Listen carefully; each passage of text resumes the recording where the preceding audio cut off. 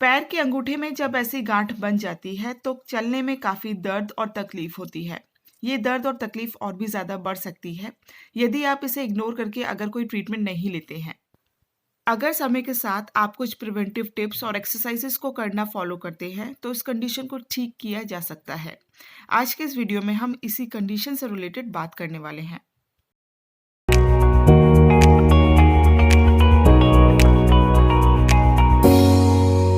पैर के अंगूठे की इस गांठ को हेलिक्स वेल्गस कहते हैं। इसमें अंगूठे के पहले जॉइंट यानी मेटाटार्सोफैलेंजियल जॉइंट अफेक्ट होता है।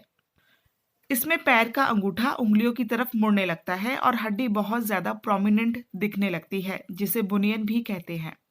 अंगूठे को इस तरह से उंगलियों की तरफ झुकने से और बोन प्रोमिनेंट होने से जॉइंट की बायोमैकेनिक्स इम्पेयर्ड हो जाती है और फिर चलते समय चाल में बदलाव, सूजन, अकड़न और दर्द की शिकायत भी शुरू हो जाती है। ये दिक्कत उन फीमेल्स में ज़्यादा देखने को मिलती है जो हाई हील्स पहनती हैं। फीमेल्स के साथ साथ ये मेल्स में भी होती हैं जो मॉडलिंग के प्रोफेशन से जुड़े होते हैं, जिन्हें नैरो टो बॉक्स शूज़ पहनने होते हैं, यानी वो जूते जिनका आगे का पोर्शन थोड़ा पतला होता है। हाई हील्स और नैरो टो बॉक्स शूज़ पहनने से शरीर और एड़ी का सारा वजन पैर के पंजे पर पड़ने लगता है और उंगलियां भी आपस में इकट्ठी होकर सिकुड़ जाती हैं और इसी के कारण से दिक्कत शुरू होने लगती है। इसके अलावा ये कंडीशन उन लोगों में भी देखने को मिलती है जिनको रूमेटॉइड आर्थराइटिस यानी गठिया की शिकायत रहती है। इन लोगों में हेलिक्स वेल्गस और बुनियन होने के ज़्यादा चांसेस होते हैं। इसके अलावा ये कंडीशन इनहेरिटेंस के कारण भी लोगों में नज़र आ जाती है। मतलब अगर ये दिक्कत किसी की फैमिली मेंबर के साथ है तो ऐसे में होने के ज़्यादा चांसेस बढ़ जाते हैं।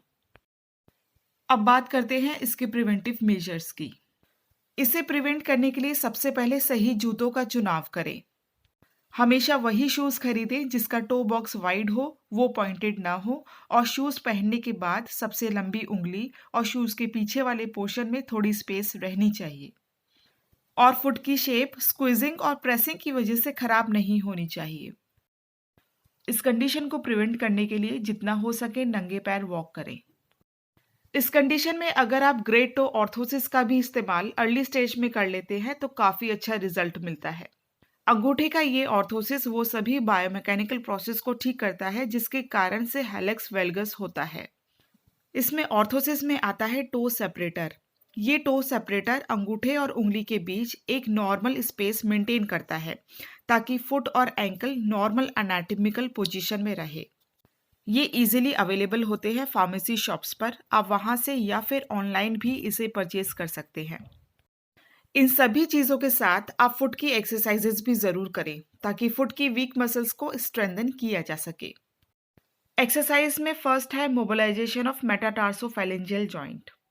इस एक्सरसाइज में अपने अंगूठे को पकड़कर गोल गोल इस तरीके से क्लॉकवाइज और एंटी क्लॉकवाइज डायरेक्शन में घुमाइए।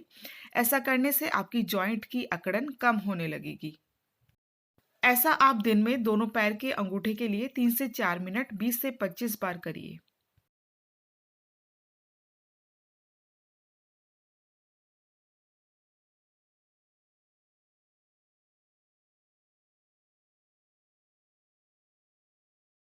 नेक्स्ट है असिस्टेड ग्रेट टो एबडक्शन। ये एक्सरसाइज करने के लिए आप एक इलास्टिक बैंड को इस तरह से दोनों पैरों में लगा लीजिए। इसके बाद बैंड को इस तरह से स्ट्रेच करिए। स्ट्रेच करने पर उंगलियों और अंगूठे के बीच में स्पेस क्रिएट होने लगेगी। इस स्ट्रेच को 10 सेकंड तक होल्ड करें और फिर रिलैक्स हो जाइए। इस एक्सरसाइज के लिए 2 सेट्स एक बारी में करें। एक सेट में 10 बार रिपीट करें और दिन में 3 बार दोहराएं।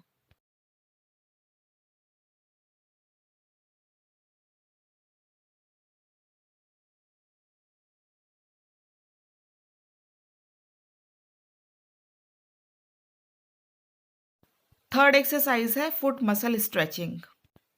इस एक्सरसाइज के लिए 2 ऐसे वुडन पीसेस लीजिए और उन्हें इस तरह से अंगूठे और उंगली के बीच में लगा लीजिए।